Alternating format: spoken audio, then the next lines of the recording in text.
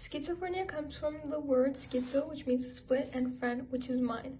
And some people think that this is having a split personality, but schizophrenia is actually a brain disorder that affects a person's thinking, language, emotions, social behavior, and ability to perceive reality accurately. So the split mind is actually referring to a disorganized mind instead of a split personality. But since many people get their information about these disorders from books that they read and movies that they watch, they might see it in a more negative light. And this actually results in people's schizophrenia being misunderstood and stigmatized by not only the general population, but even the medical community.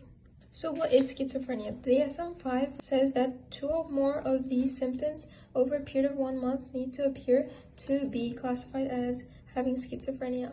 So the symptoms of schizophrenia are split into 4 different categories. The first one is positive symptoms, which means that something is added to a normal behavior and not that it's a good thing. One example is having hallucinations, having disorganized speech, having delusions, and abnormal motor function. The next category is negative symptoms, which means something is missing. Some examples are having lack of motivation, lack of emotion, lack of speech, and being socially isolated.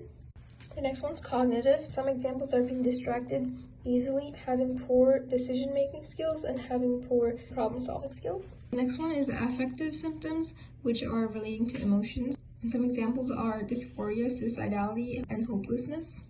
And so we're come to talk about people thinking that schizophrenics are very violent people, but this is how they're portrayed in movies. But actually, schizophrenics are just as likely as normal people to be violent, but they are, in fact, more than likely than normal people to harm themselves. 1 in 100 people have schizophrenia, and 10 to 20% of people who have schizophrenia are homeless. But what causes schizophrenia? We don't really know, but we know that it's a combination of factors that come together to result in an imbalanced brain chemistry. An example of this is having too much dopamine, which causes hallucinations. People might have early warning signs before their 20s that they have schizophrenia, but usually it's diagnosed when people get their first psychotic episode. And since schizophrenia has no cure, it is a lifelong disorder, but we do have some helpful treatments like antipsychotic medication, one-on-one therapy, and cognitive behavioral therapy.